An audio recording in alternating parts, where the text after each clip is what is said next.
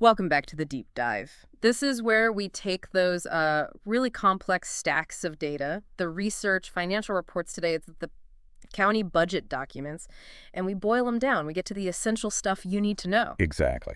And today we are diving deep into, well, a financial behemoth, really. It affects every street, every mailbox in St. Johns County, the $1.8 billion fiscal year 2026 budget. It's a huge figure, isn't it? That- $1.8 billion. It sounds almost abstract. It does. But our mission today, it's pretty concrete. We need to cut through all that budget noise, all the jargon, and really understand what this record-setting spending actually means for residents, for homeowners. Right. We need to know where the money's going, obviously the benefits, the actual projects you can see.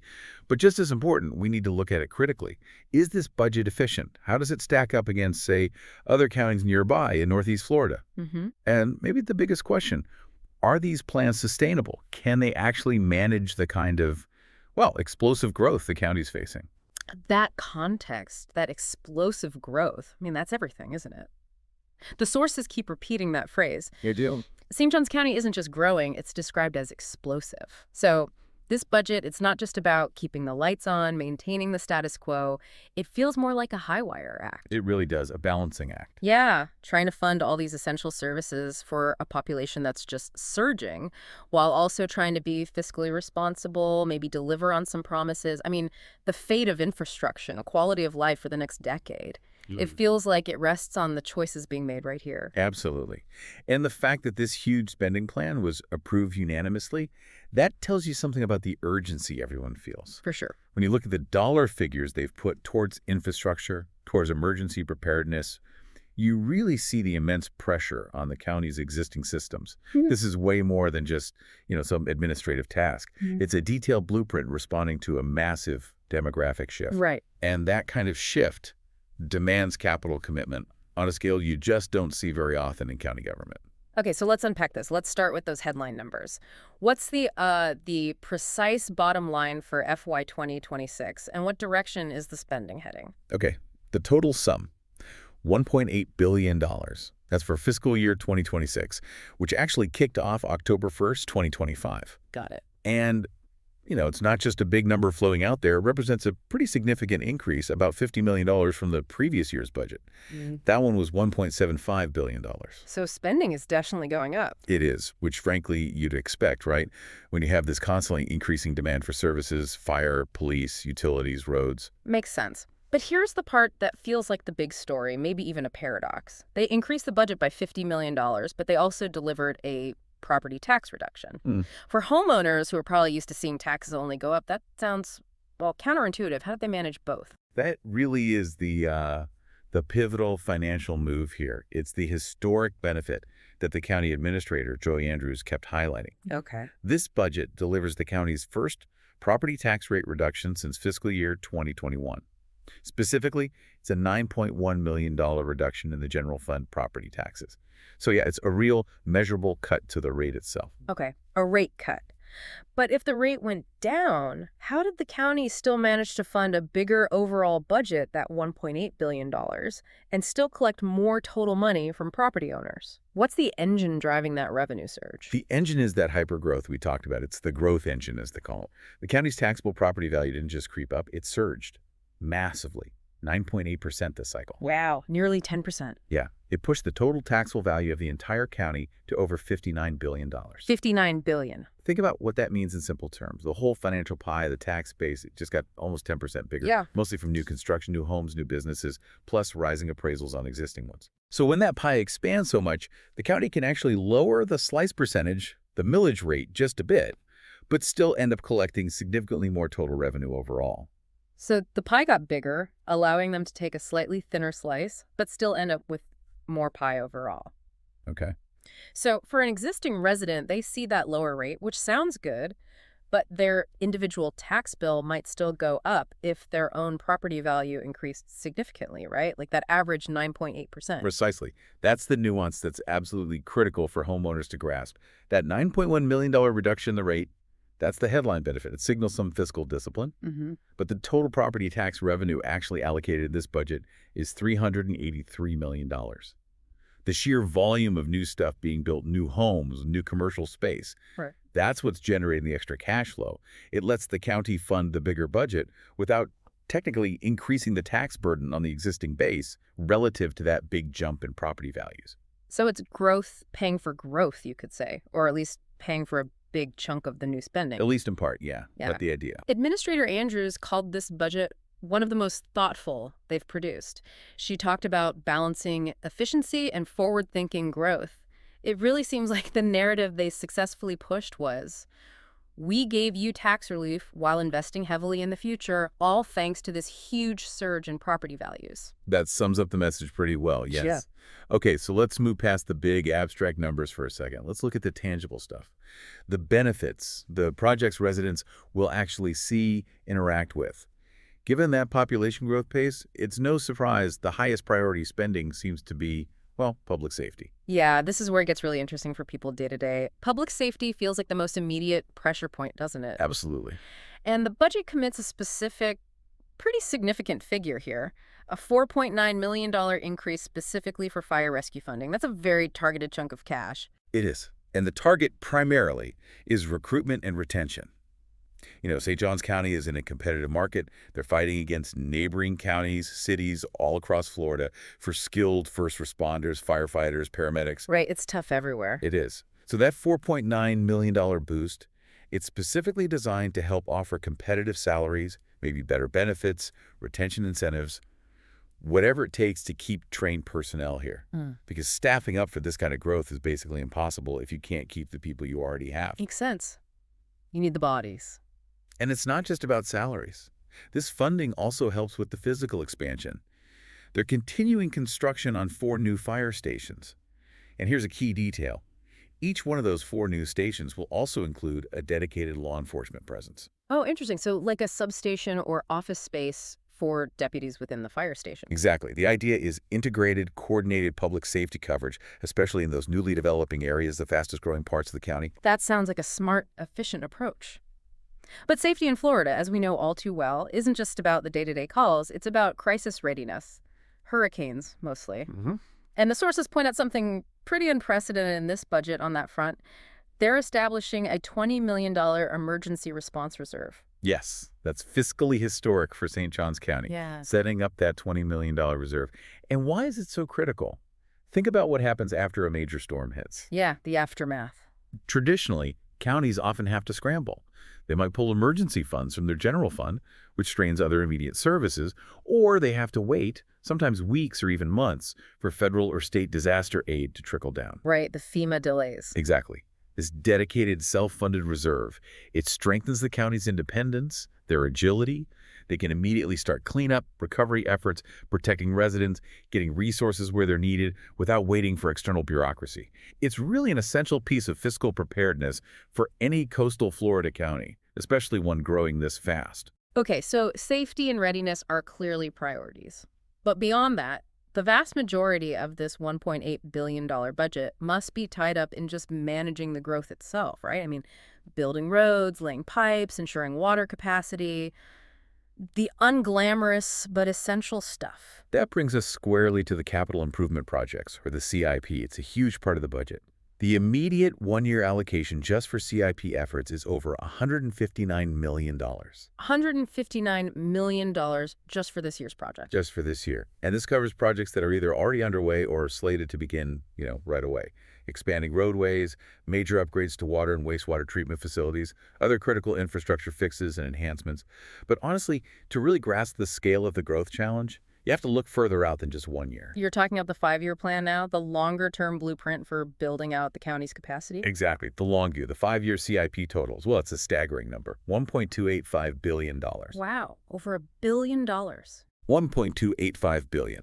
That immense figure is probably the clearest evidence you'll find of the pressure created by that nearly 25% growth rate we keep mentioning. Yeah.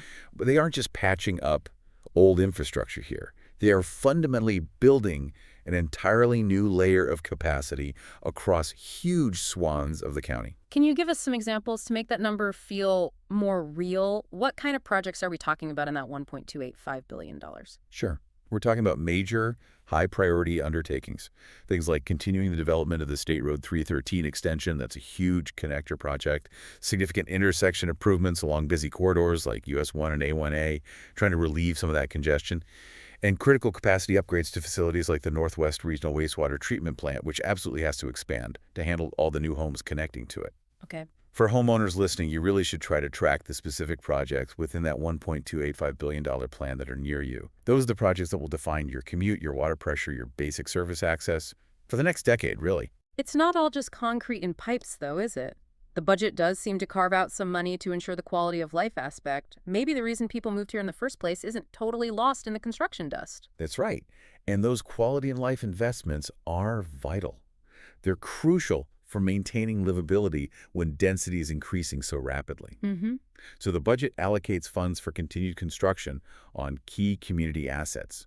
We're looking at 4 new regional parks getting built out, 1 completely new library branch, plus 2 new library hubs, maybe smaller, more decentralized access points for library services. Okay, so parks and libraries. Yeah, these are the kinds of elements that help prevent the county from just becoming, a vast collection of disconnected subdivisions or bedroom communities.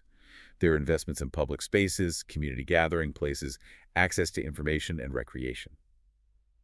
The funding strategy seems pretty comprehensive. It's targeting both the absolutely necessary infrastructure and those desirable community assets that make people want to live there. Okay, but given the sheer scale of that infrastructure plan, that $1.285 billion and the overall $1.8 billion spending number, the taxpayer has got to be asking, how do we make sure this spending is actually efficient? Right. Administrator Andrews mentioned striking that balance with efficiency.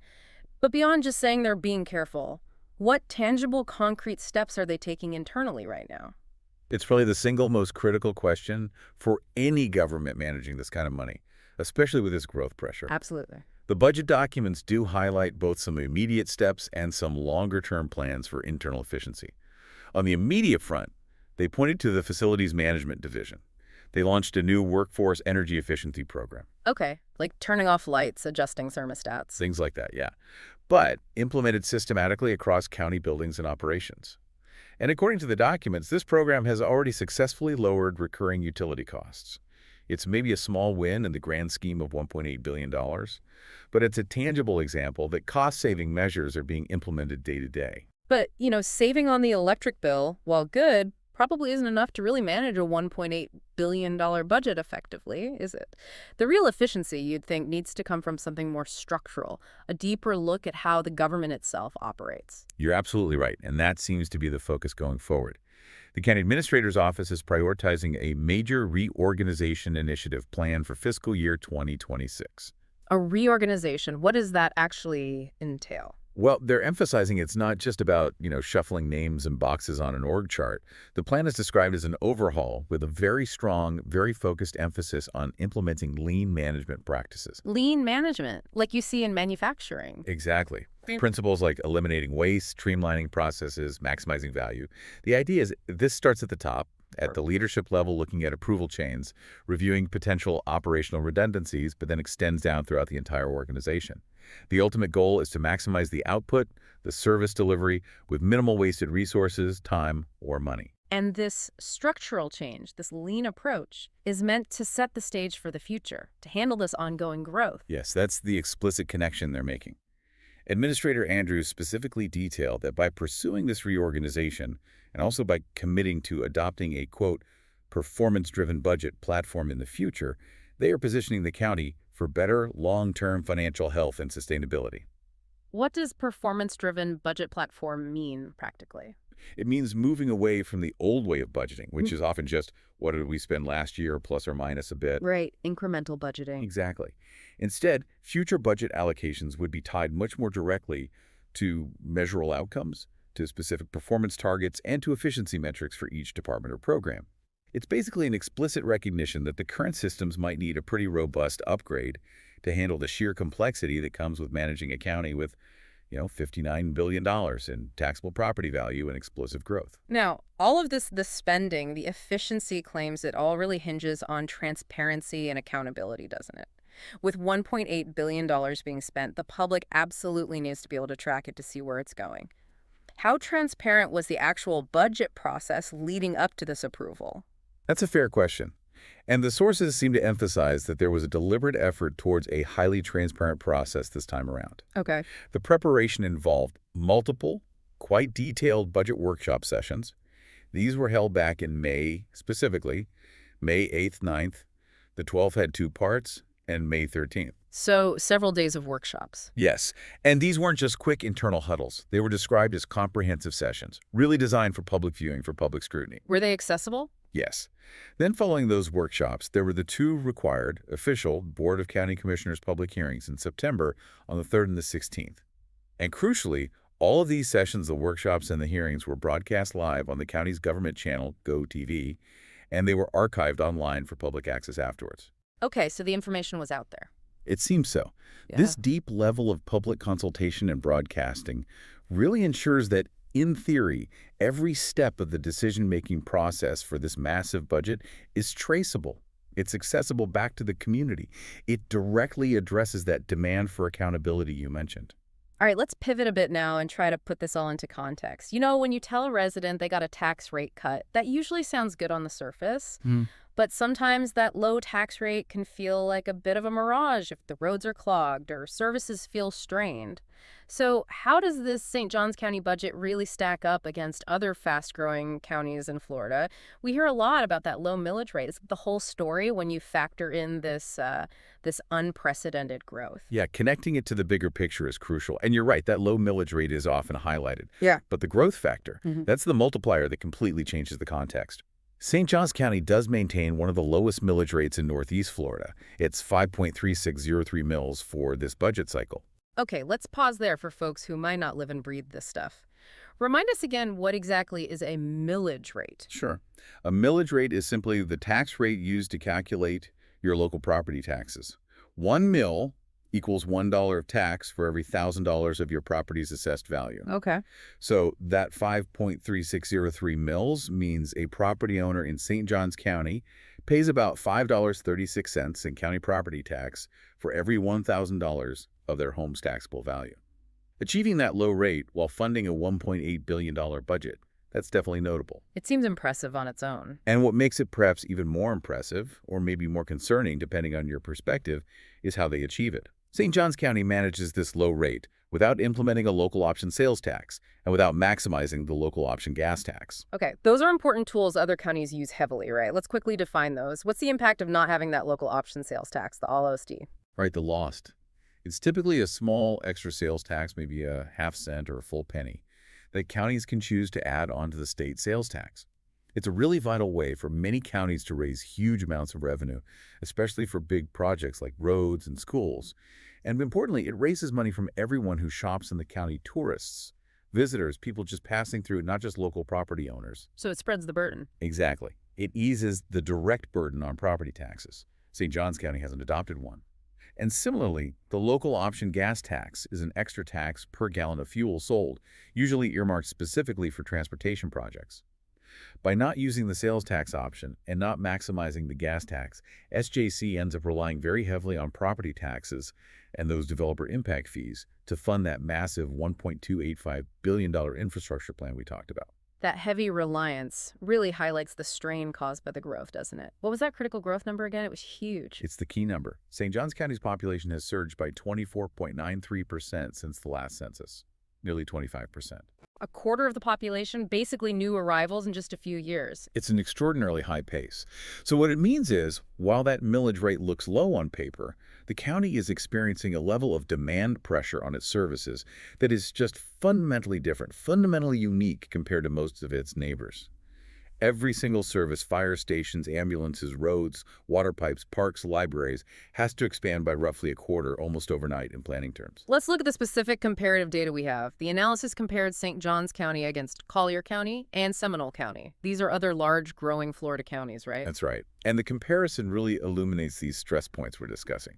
Okay, so St. Johns County population around 346,000, that massive 24.93% growth rate, and the budget per capita, how much they spend per resident, is $5,199. Okay, $5,199 per person. Now compare that to Collier County down on Florida's southwest coast. Collier's actually a bit larger, population around 410,000, but its growth rate, less than half of St. Johns County's, at 10.76%. Much slower growth. Much slower, relatively speaking. Yet, despite having significantly less growth pressure, Collier's budget per capita is actually slightly higher than St. Johns County's, at $5,264 per person. Wait, let me get this straight. St. John's is dealing with literally double the growth stress, nearly 25% growth versus under 11% for Collier. But St. John's is spending about $65 less per resident. That's what numbers show. Wow. To me, that strongly suggests St. Johns County must be stretching every single dollar to its absolute limit, just trying to keep pace with the influx. It really confirms the central challenge, doesn't it? The comparison implies SJC is managing what feels like a crisis-level expansion, that 25% growth, with what looks like comparatively moderate per capita spending. And that inherently means service delivery is going to be under pressure. Now let's look at Seminole County, near Orlando. Seminole might be a bit of a cautionary tale here. Seminole has an even larger population, approaching 500,000 people. But its recent growth rate is actually quite modest, comparatively only 5.11%, much lower pressure than St. John's. Yet, despite that lower pressure, Seminole County was recently forced to raise its millage rate for the first time in 16 years, primarily to address persistent service delivery deficits. They just couldn't keep up with existing demands, even with slower growth, without raising taxes. So putting this all together, what does this comparative picture really mean for the average homeowner listening in St. Johns County? It means the challenge they're facing is, frankly, exponential. St. Johns County is performing this incredible high-wire act.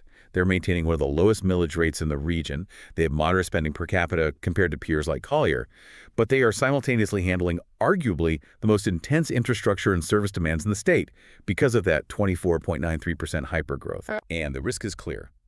If they fall behind on executing that huge $1.285 billion infrastructure plan, or if that $5,199 per capita spending simply proves insufficient to keep service quality high with all the new residents coming in, they risk ending up like Seminole County, facing a sudden, potentially large tax hike down the road just to catch up and restore acceptable service levels.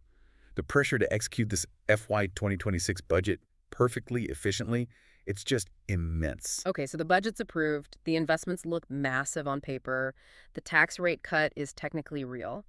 But as we look ahead, the analysis we reviewed also flags some pretty crucial areas of concern for the average resident.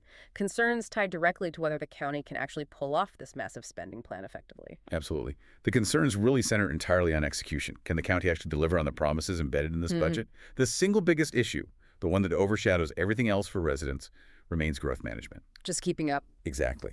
The ability to ensure that infrastructure roads, water, sewer and public services, fire, police, parks not only catch up to the growth that's already happened, but somehow manage to keep pace with the relentless, ongoing 24.93% growth rate. Because if they don't, If the new roads aren't built fast enough, if water capacity projects get delayed, if fire rescue can't hire and station staff quickly enough, then the existing high quality of life that attracts people there in the first place, it will inevitably decline. That's the core fear. So the heart of that concern really lies within that massive $1.285 billion infrastructure plan, the CIP. That's the linchpin.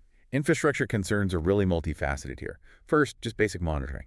We, the public, need to watch that CIP like hawks to ensure those projects, the specific road widenings, the critical utility plant upgrades, are actually completed on schedule.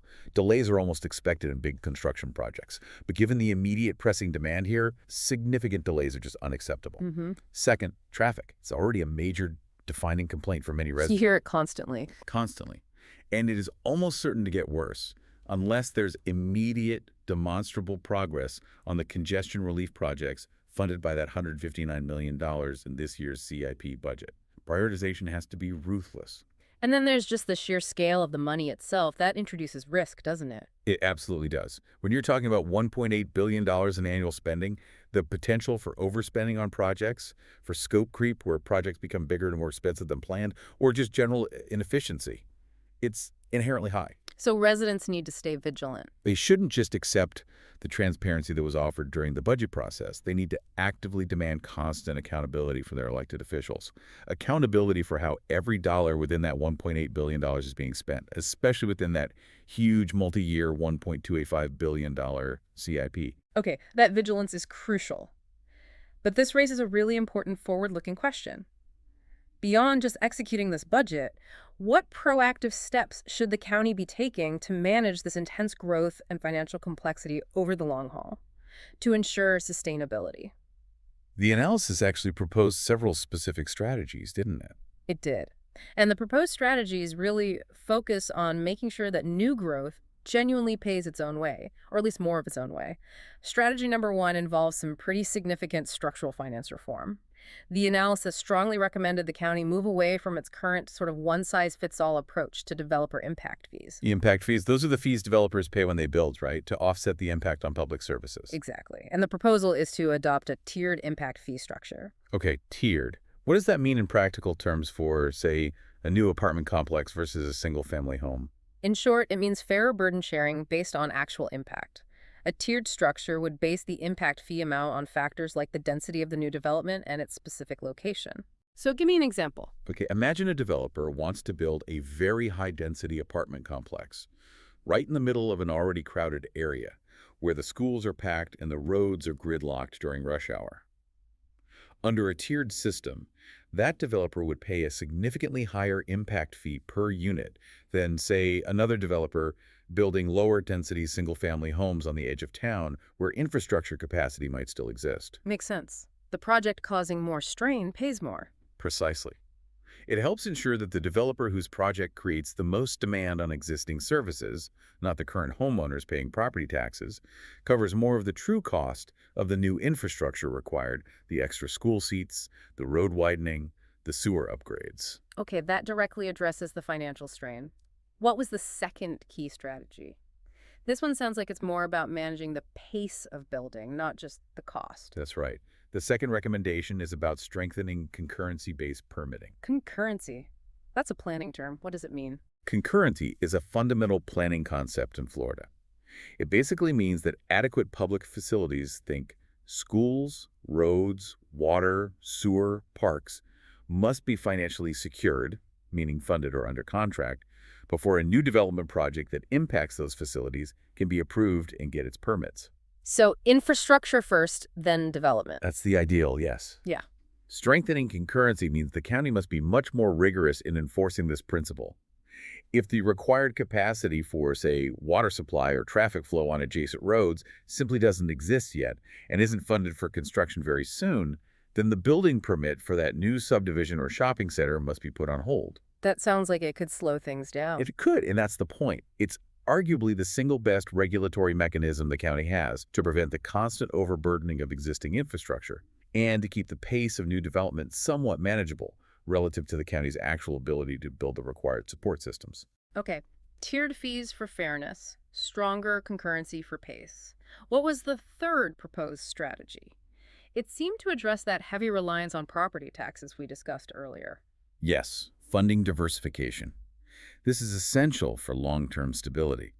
Relying so heavily on property taxes, and to some extent gas taxes, makes the county's budget very vulnerable to economic downturns, particularly in the real estate market. Right. If property values stagnate or fall, the revenue dries up quickly. Exactly. So the analysis argues the county needs to seriously, proactively explore a much wider range of funding sources, especially for its monumental transportation needs. This could mean revisiting the political viability of finally adopting a local option sales tax. It could mean implementing mobility fees, which are specifically charged to new development based on the traffic impact generated. Or it could mean more aggressively pursuing public-private partnerships to help finance large capital projects. So spread the risk, find more revenue streams. Diversification reduces the direct pressure on existing homeowners' property taxes and provides a more stable, more broad-based financial foundation to support that massive, ongoing infrastructure need. All these proactive measures, the tiered fees, the tougher concurrency, diversifying funding, they all sound like smart planning. But they also seem to point towards needing one final overarching action to ensure good governance, to make sure it's all implemented effectively and efficiently. Absolutely. And the analysis concluded with this point quite strongly. Given the unprecedented $1.8 billion budget scale, Mm. and particularly given these extreme ongoing growth challenges, an independent third-party county-wide efficiency review is not just recommended, it's presented as paramount, essential. Not just an internal review, but bringing in outside experts. Correct. This can't just be a quick internal audit by existing staff. It needs to be a comprehensive, objective review conducted by external experts who specialize in government operations. And what should that review cover? The scope needs to be broad. It should examine all major county operations, how they handle procurement and purchasing, how they manage major construction contracts, how they utilize personnel across departments, overall resource management. The goal is to identify specific, actionable inefficiencies and tangible cost-saving opportunities. And crucially, The findings of this independent review must be made entirely public. No exceptions. This provides residents with the highest possible level of transparency and accountability regarding how their $1.8 billion annual investment is actually being managed day to day.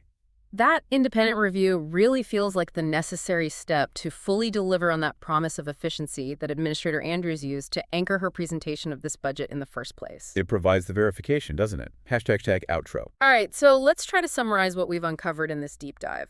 St. Johns County, facing immense growth, successfully navigated a truly historic budget approval for fiscal year 2026. They delivered their first property tax rate cut in 5 years. That $9.1 million general fund cut. Right, largely made possible by that massive 9.8% surge in overall property valuation across the county. And that surge allowed them to simultaneously fund record investments. We saw a $4.9 million boost specifically for fire rescue recruitment and retention, the establishment of that historic $20 million emergency response reserve for crises. Crucial investments. Absolutely. But all of this is happening while the county continues to grapple with its defining, maybe overwhelming challenge, that nearly 25% population growth rate since the last census. And that puts intense ongoing pressure on what the data shows is a comparatively low budget per capita, around $5,200 per resident. And that balancing act, that tension between managing explosive growth and maintaining fiscal constraint, or at least the appearance of it through the low millage rate, Yeah. that remains the absolute core tension here. Yeah. This FY 2026 budget seems to provide the necessary immediate resources, particularly for public safety and kicking off more infrastructure work. But the county's long-term sustainability, its ability to avoid major service declines or future tax shocks, that hinges entirely on whether they adopt those tougher, proactive growth management strategies we discussed. Like the tiered impact fees. Exactly. Implementing truly tiered impact fees so growth pays more of its way. Getting serious about enforcing concurrency so infrastructure keeps pace. And, critically, committing to that independent, transparent, county-wide efficiency review to ensure taxpayer dollars aren't being wasted. That fundamental conflict between explosive growth and maintaining the county's signature quality of life, that's the ongoing narrative homeowners absolutely must continue to follow closely. And building on that, here's a final provocative thought for you, the listener, to maybe explore on your own. Given that St. Johns County is confirmed as one of the fastest growing regions, not just in Florida, but in the entire country, how will the specific physical investments outlined in this $1.8 billion budget, things like those 4 new fire stations that will also house law enforcement, or the 4 new regional parks, the new library branch, and hubs, how will those specific projects directly impact the physical character, the traffic patterns, maybe even the feel of your specific neighborhood over the next, say, 5 years? Yeah, where are they actually going? Exactly. Which part of that monumental $1.285 billion capital improvement plan is slated for construction right near your home or your commute route? And perhaps just as importantly, are those specific projects moving fast enough to keep up with all the new construction permits you probably see popping up every single day? That's what you should be monitoring next. Vigilance really is key to ensuring accountability here. It absolutely is. Thank you so much for joining us for this deep dive. We'll be back soon with more analysis.